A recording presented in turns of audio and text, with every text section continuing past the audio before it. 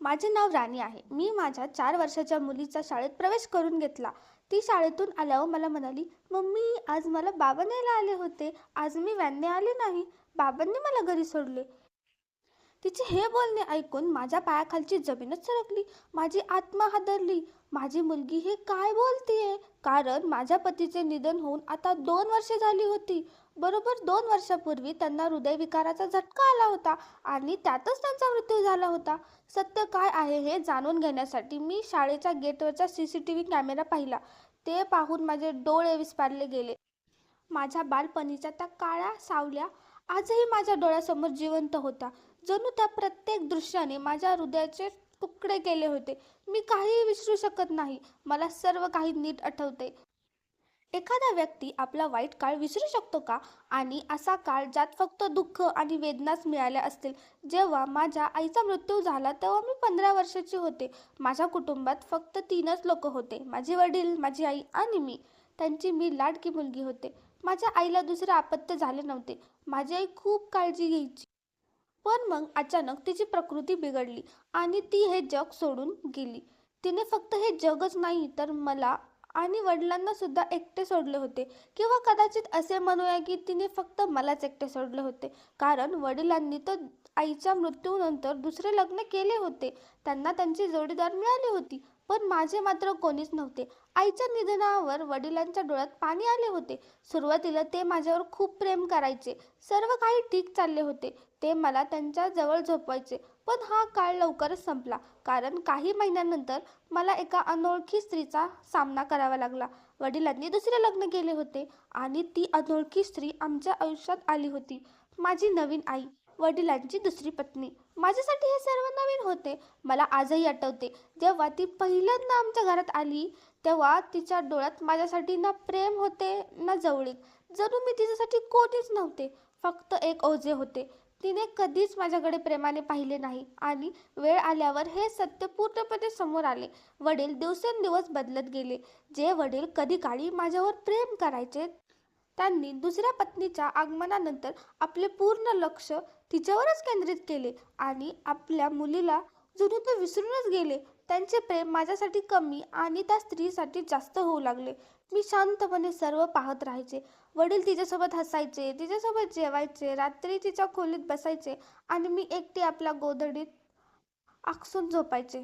माझ्या आईने मला कधीच एकटे सोडले नव्हते आणि तिच्या मृत्यूनंतर वडिलांनी तिची जागा घेतली होती.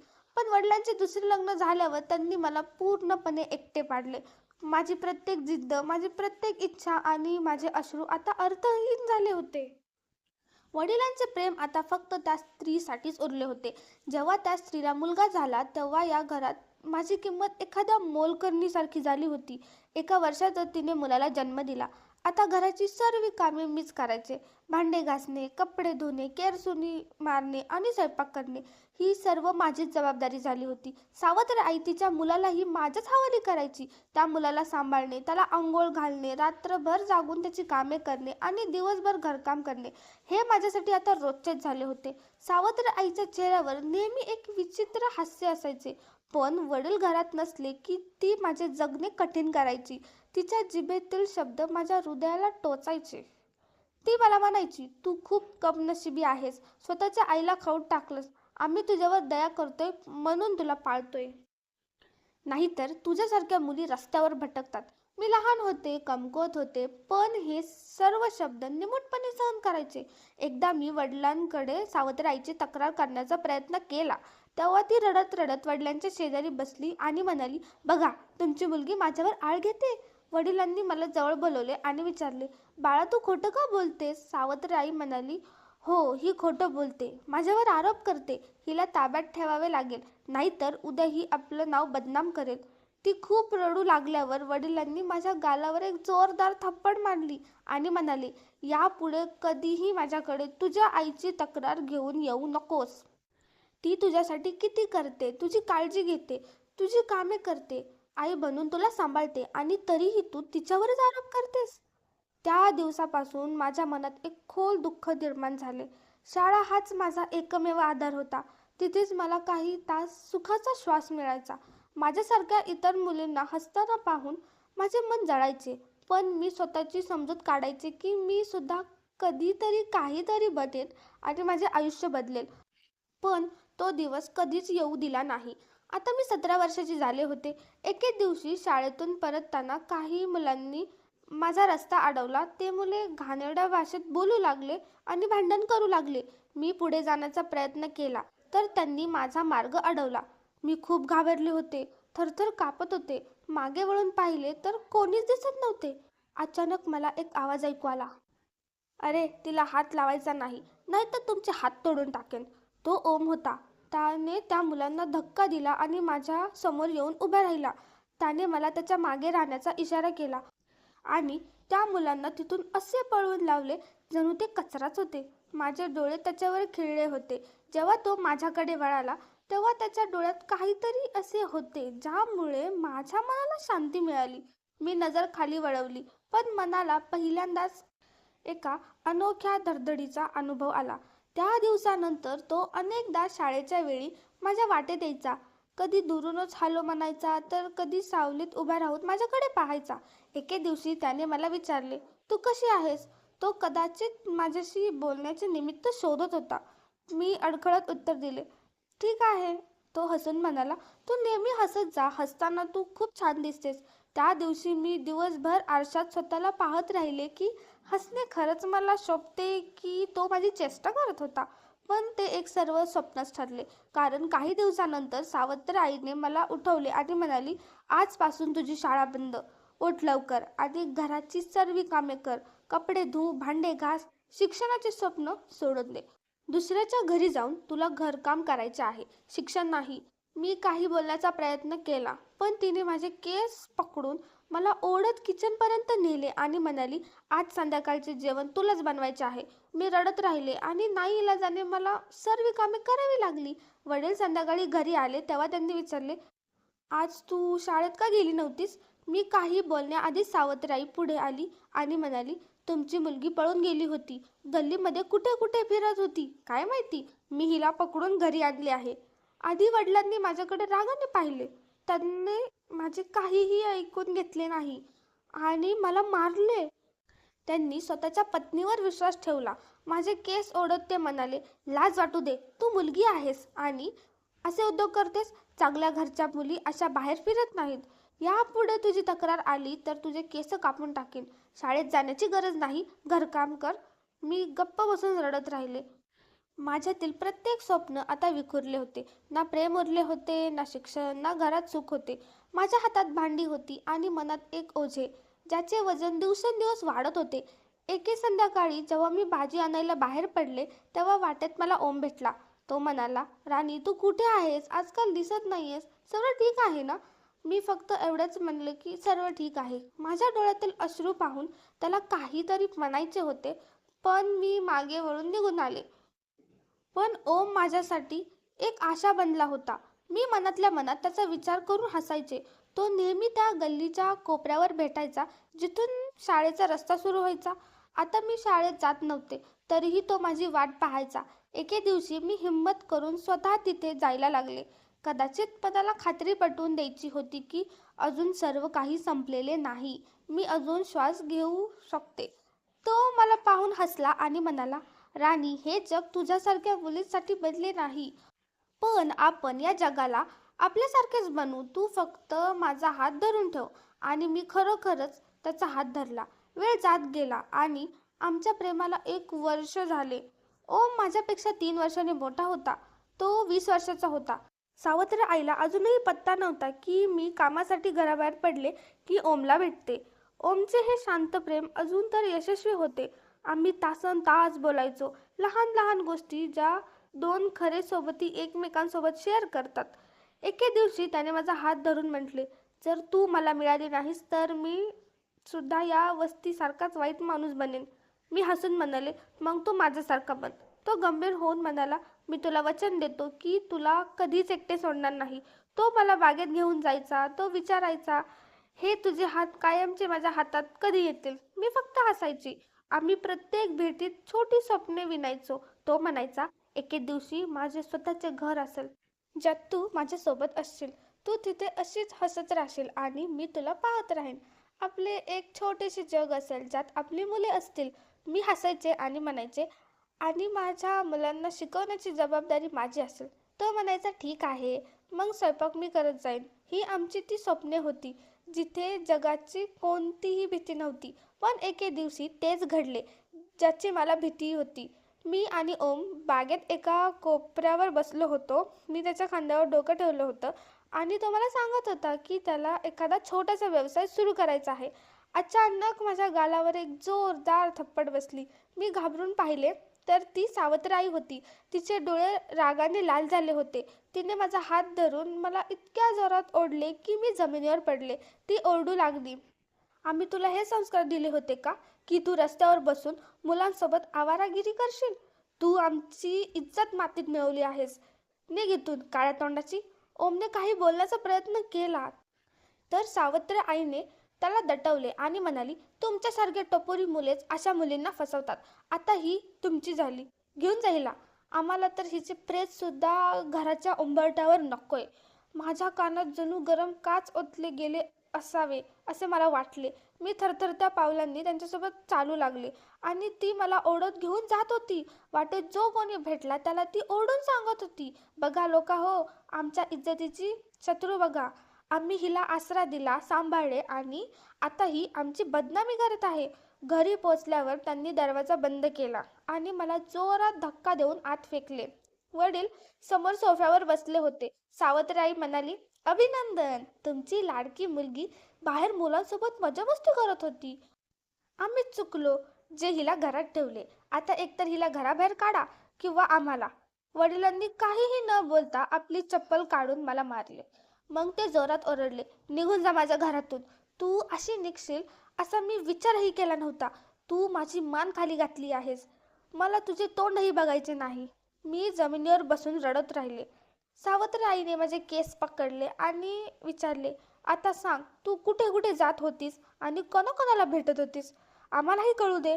मी ओरडून सांगत होते की मी काहीही केलेले नाही. मी फक्त त्याच्याशी बोलत होते. ती हसून म्हणाली, बरं, तर तुझे रोज बोलणे व्हायचे का? मुलाच्या खांद्यावर डोके ठेवून बागेत गप्पा मारतेस. लोक बरोबर म्हणतात की आई नसेल तर मुलगी हाताबाहेर जाते. मी रडत होते आणि अचानक माझ्या डोळ्यासमोर ओम आणि त्याची आई आमच्या अंगणात उभे असलेले दिसले. त्यांना पाहून माझा श्वास जणू थांबलाच. मी पळत गच्चीवर गेले. सावत्र आईने त्यांच्याकडे पाहिले आणि तोंड वेडेवाकडे करत म्हणाली, काय ग बाई, सर्व ठीक आहे ना? आज आमच्या उंबरठ्याची आठवण कशी आली? ओमच्या आईने हळूच म्हटले, ताई, मी ओमची आई आहे आणि हा माझा मुलगा ओम. मी तुमच्या मुलीसाठी माझ्या मुलाचे स्थळ घेऊन आले आहे. तुमची संमती असेल तर आपण बोलणी पुढे करूया. ओमने धैर्य दाखवून लगेच आईला घेऊन घरी आला. हे पाहून मला आनंद झाला. पण ओमच्या आईचे बोलणे पूर्ण व्हायच्या आधीच सावत्रआई हसली आणि म्हणाली, काय सांगता, स्थळ? तेही या आवारा मुलीसाठी, जिला आम्ही स्वतः बागेत मुलासोबत पकडले आहे? ओमच्या आईच्या कपाळावर आठ्या आल्या. त्या म्हणाल्या, ताई, तुम्ही चुकीचा अर्ज काढत आहात. माझ्या मुलाचा हेतू स्वच्छ आहे. त्याने मला सर्व काही सांगितले आहे. त्याला राणीला सन्मानाने स्वीकार करायचा आहे. सावत्र आईचे शब्द खूप कडू होते. ती म्हणाली, आम्ही खानदानी लोक आहोत. तुमचा मुलगा जर रोज आमच्या दाराबाहेर गिरट्या घालत असतो. ओमने नजर वर केली आणि म्हटले, काकू, मी राणीवर प्रेम करतो. आम्ही दोघेही तयार आहोत. फक्त तुमची परवानगी हवी आहे. सावत्र आई लगेच ओरडली, तुझी बडबड बंद कर. तुमच्यासारखी मुले प्रेम करत नाहीत तर मुलींना फसवतात. राणी भोळी आहे. तू तिला जाळ्यात ओढले आहेस. ओमच्या आईने पुन्हा एकदा नम्रपणे म्हटले, ताई, आमचा हेतू वाईट असता तर आम्ही मागणी घेऊन आलो नसतो. तेवढ्यात वडिलांचा आवाज घुमला, बस झाले, आता खूप ऐकले. निघून जा माझ्या घरातून. मी माझ्या मुलीचे लग्न अशा आवारा मुलाशी करणार नाही. गच्चीवर उभी असताना माझे हात कापू लागले. सावत्र आई पुन्हा ओरडली, आणि ऐका, जर पुन्हा या मुलाची सावली सुद्धा राणीवर पडली तर आम्ही याला पोलिसांच्या स्वाधीन करू. ओमने माझ्याकडे पाहिले. मग डोळे अश्रूंनी भरलेले होते. त्याने स्वतःवर ताबा ठेवला, मान खाली घातली आणि आईचा हात धरून तो बाहेर पडला. मी खाली येऊ शकले नाही. माझे पाय जणू जमिनीला चिटकले होते. वडिलांचा राग अनावर झाला होता. ते घरात येताच ओरडले, कुठे आहे ती राणी? बाहेर ये. मी शुद्धीवर आल्यासारखी खाली धावत गेले. मी म्हणाले, बाबा माझे तरी ऐकून घ्या, मी काहीच चुकीचे केले नाही. त्यांनी मला पाहताच जोरात थप्पड मारली. सावित्रीबाई म्हणाली, तू आमची इज्जत धुळीला मिळवलीस. तुला काय कमी पडले होते जे तू मुलासोबत फिरत होतीस? मी डोळ्यात पाणी आणून म्हटले, बाबा तो ओम आहे, त्याने आदराने मागणी घातली होती. सावित्रीबाई लगेच चिडीत म्हणाली, आदराने? राणी, निर्लज्जपणाची पण हद्द असते. बागेत मुलाच्या मिठीत शिरलेली मी तुला पाहिले आहे. हे दिवस बघण्याआधी मी मेले का नाही? वडिलांनी खुर्चीवर जोरात हात मारला आणि म्हणाले, आता मी तुझे एकही शब्द ऐकणार नाही. आजपासून तो मुलगा घराच्या आसपास जरी दिसला तर मी तुला ठार मारेन. माझ्या कानात फक्त तेच शब्द घुमत होते की तू माझी इज्जत मातीत मिळवलीस.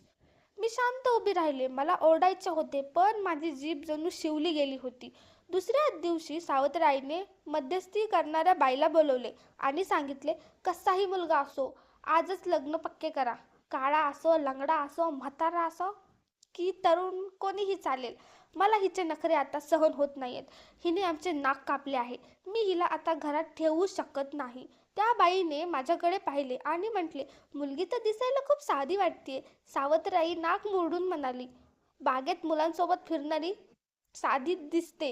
हिची जीभ शांत आहे, पण डोळे आणि हालचाली सर्व काही सांगतात. 2 दिवसानंतर एक स्त्री आणि पुरुष आमच्या घरी आले. ते रवीचे शेजारी होते. त्यांनी रवीबद्दल सांगितले की तो खूप साधा आणि अनाथ मुलगा आहे, कष्टाळू आणि शिकलेला आहे. त्याला कोणतेही वाईट व्यसन नाही, फक्त तो गरीब आहे. वडिलांनी माझ्याकडे आणि मग सावित्रीबाईकडे पाहिले. सावित्रीबाई लगेच म्हणाली, आम्हाला काही हरकत नाही, आम्हाला हे नाते मान्य आहे. लवकर लग्न लावून द्या. मला बोलायचे होते, पण शब्द गळ्यातच अडकले होते. मी खोलीत गेले, दरवाजा बंद केला आणि एका कागदावर ओमसाठी पत्र लिहिले. ओम, मला माफ कर. मला तुझ्यासोबत आयुष्य घालवायचे होते, पण माझी सत्यता ही आहे की आता मी दुसऱ्याची होणार आहे. तू खूप चांगला आहेस. माझ्यासाठी प्रार्थना कर की ज्याच्याशी माझे लग्न होत आहे तो मला आदर देईल. तुझी राणी. मी ते पत्र शेजारच्या मुलीकडे, रुहीकडे दिले, जेणेकरून ती ते ओमपर्यंत पोचवेल. लग्नाच्या रात्री माझे डोळे इतके रडले होते की आता अश्रूही संपले होते. साध्या कपड्यात मी खोलीत बसले होते. तिथे रवी आला. तो कोपऱ्यात बसला आणि काही वेळाने म्हणाला, मला माहीत आहे तुमचे मन कोणा दुसऱ्यात आहे. मी जबरदस्तीने कोणाच्या मनावर ताबा मिळवू इच्छित नाही. मी थोडा वेळ शांत राहिले. मग म्हटले, रवी, मी तुला मनापासून स्वीकारले आहे. फक्त मला थोडा वेळ दे, जेणेकरून मी माझ्या जखमांवर मलम लावू शकेन. मला तुझ्याबद्दल कोणतीही तक्रार नाही. त्याने हळूच म्हटले, मला काहीही घाई नाही. तू माझे नशीब आहेस आणि मी माझ्या नशिबासाठी वाट पाहू शकतो. पहिल्यांदाच मला एखाद्या पुरुषाच्या डोळ्यात स्वतःसाठी आदर आणि प्रेम दिसले. रवी अनाथालयात लहानाचा मोठा झाला होता. आई वडिलांचा चेहराही त्याला आठवत नव्हता. जेव्हा त्यांनी आपली ही गोष्ट सांगितली तेव्हा माझे हृदय पिटाळून निघाले. मी त्याचा हात हातात घेतला आणि म्हटले, आता तू एकटा नाहीस, मी तुझ्यासोबत आहे. मी तुला ते सर्व प्रेम आणि आदर देईन जो तुला कधी मिळाला नाही. त्याने हळूच माझा हात धरला आणि म्हणाला, हाच विश्वास माझी सर्वात मोठी संपत्ती आहे. हळूहळू आमचे प्रेम बहरत गेले. रवीची माया, त्याचे शब्द आणि माझा त्याने केलेला आदर यामुळे माझे मन भरून आले. आणि मग पुढच्याच महिन्यात मला कळाले की मी गरोदर आहे. ही बातमी ऐकताच रवीने माझ्या कुशीत डोके ठेवले आणि म्हणाला, राणी, आता मी फक्त तुझ्यावर नाही तर तुम्हा दोघांवर प्रेम करतो. 9 महिने त्याने माझी खूप काळजी घेतली. जेव्हा मला रुग्णालयात नेले गेले तेव्हा तो माझा हात धरून सतत प्रार्थना करत होता. तो म्हणाला, राणी, आज पहिल्यांदाच खूप भीती वाटतेय. असं वाटतंय की काहीतरी हरवून बसेल. मी तुम्हा दोघांच्या सुरक्षतेसाठी प्रार्थना करत आहे. तुम्ही दोघी सुखरूप राहा. आणि तो क्षण आला जेव्हा माझी मुलगी माझ्या छातीशी लागून श्वास घेत होती आणि रवीच्या डोळ्यातून सतत आनंदाश्रू वाहत होते. त्याने माझ्या कपाळावर हात फिरवला आणि म्हटले, हा क्षण खूपच अविस्मरणीय आहे. मी तो नेहमी लक्षात ठेवेन. राणी, मला वाटतं की आज मी पूर्ण झालो आहे. सर्व काही ठीक चालले होते. आयुष्यात प्रेमाच्या एका वर्तुळात फिरत होते आणि त्या वर्तुळात आम्हा दोघांची स्वप्नही होती. पण अचानक एका रात्री त्याच्या छातीत दुखू लागले. त्याने छातीवर हात ठेवून म्हटले, राणी, छातीत काहीतरी टोचल्यासारखं वाटतंय. हे ऐकून माझे भानच हरपले. मी त्याला तातडीने रुग्णालयात घेऊन गेले. संपूर्ण वाटेत तो माझा हात धरून सांगत होता, माझ्या मुलीची काळजी घे राणी. तिला तुझ्यासारखं खंबीर बनव. तुझ्यासारखं जगाला सहन घेण्याची ताकद तिच्यात असू दे. माझी वाट पाहू नकोस. मी रडत राहिले, ओरडत राहिले, पण त्याचा हात माझ्या हातातून निसटला. त्यानंतर अशी शांतता पसरली की जी माझ्या अस्तित्वात कायमची घर करून बसली. रुग्णालयाच्या त्या पांढऱ्या बिछाण्यावर त्याचे शरीर निर्जीव पडले होते, पण त्याची आठवण आजही माझ्या हृदयात तितकेच घट्ट आहे. काहीच दिवस झाले होते. माझे अश्रू अजूनही सुकलेले नव्हते की फोन वाजला. सावत्र आवाज आला, ऐकलंय तुझा नवरा मेला. आता इथे परत येण्याचे स्वप्न पाहू नकोस. तुला निरोप देऊन आम्ही आमचे कर्तव्य पूर्ण केले आहे. आता तू बघ आणि तुझे नशीब. आम्हाला तुझे तोंड दाखवू नकोस. मी शांत राहिले आणि मनात विचार केला की मी परत का जाऊ. तिथे माझ्यासाठी उरलेच काय आहे, जिथे फक्त आरोपच आहेत. मी माझी मुलगी नीलमला छातीशी घट्ट धरले आणि विचार केला की आता आयुष्य मला कुठे नेईल. पण एक गोष्ट नक्की होती की मी रवीच्या मुलीला इतकी खंबीर बनवीन की ती कोणासमोर झुकणार नाही. तर डोळ्यात डोळे घालून बोलेन. सुरुवातीच्या दिवसात काहीच सुचत नव्हते. जेवणाची किंवा कपड्यांची फिकीर नव्हती. फक्त नीलमला कडेवर घेऊन मी रवीच्या शेवटच्या शब्दांची आठवण काढत राहायची. मी स्वतःला सांगायचे, राणी, तुला आता तुटून चालणार नाही. तुझी मुलगी तुला कमजोर पाहू शकत नाही. मग हळूहळू मी स्वतःला सावरले. स्वतःचे कपडे धुणे, स्वयंपाक करणे सुरू केले. मनात वेदना घेऊन मी घराघराचे दरवाजे ठोठावले आणि लोकांकडून कामे मागितली. मी एक जुनी शिलाई मशीन विकत घेतली आणि गल्लीतील स्त्रियांना सांगितले की तुमच्या मुलांचे कपडे माझ्याकडे शिवत जा. मी कमी पैसे घेईन आणि कामही चांगले करून देईन. सुरुवातीला एक दोन स्त्रिया आल्या. कोणी ओढणी दिली, कोणी साडीचे परकर दिले, तर कोणी ब्लाऊज. त्या म्हणाल्या, राणीताई, तुमची शिलाई खूप सुबक आहे. मी शांतपणे काम करत राहिले. वेळेचे चक्र असेच फिरत राहिले. दिवस रात्र मी शिलाई करायचे. मला ऋतूंचेही भान राहायचे नाही. त्या मशिनीच्या सुईत अडकलेल्या स्वप्नांमध्ये 4 वर्ष उलटली. नीलम आता 4 वर्षाची झाली होती. मी मनाची तयारी करून जवळच्या शाळेत तिचा प्रवेश निश्चित केला. प्रवेश अर्ज भरताना वडिलांच्या जागी नाव लिहिताना माझे हात कापू लागले. डोळ्यासमोर तो शेवटचा प्रसंग उभा राहिला. रवीचा तो थरथरणारा हात आणि त्याचे ते शब्द. मी अश्रू पुसले, फॉर्म जमा केला आणि नीलमचा छोटासा हात धरून तिला शाळेच्या गेटवर उभे केले. ती माझ्याकडे पाहून म्हणाली, मम्मी, मी रोज शाळेत जाणार ना. मी मान हलवली आणि म्हटले, हो बाळा, तू रोज शाळेत जाणार, शिकणार आणि मोठी होणार. ती म्हणाली, मग मी सुद्धा तुमच्यासारखी मोठी झाल्यावर काम करेन. मी तिला जवळ घेतलं आणि म्हटली, नाही बाळा, तू तुझ्या आईसारखी नाही तर माझ्यापेक्षाही श्रेष्ठ बनशील. तुझ्यासाठी शिलाई मशीन नाही तर तुला लेखणी हातात धरायची आहे आणि शिक्षणाने खंबीर बनायचं आहे. नीलम शाळेतून परतली की खूप आनंदी असायची. एके दिवशी ती म्हणाली, मम्मी, तुम्हाला माहीत आहे का, आज मला बाबा भेटायला आले होते. माझ्या हातातील धाग्याची रीळ खाली पडली. मी घाबरून विचारले, काय म्हणालीस तू. ती म्हणाली, हो, बाबा शाळेच्या गेटजवळ उभे होते. सुट्टी झाल्यावर त्यांनी मला आवाज दिला, नीलम बाळा. त्यांनी विचारलं की मला चित्र काढता येतं का.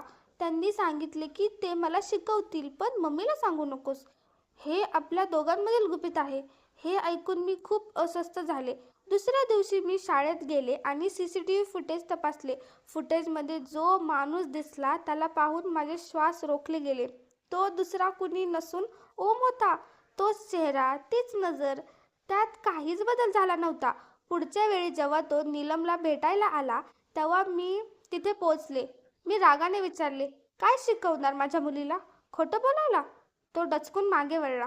राणी, तू. मी नीलमला त्याच्यापासून लांब ठेवण्याचा खूप प्रयत्न केला, पण नीलमचा हट्ट आणि ओमचे रोज शाळेबाहेर येणे यामुळे मी हळूहळू थकले.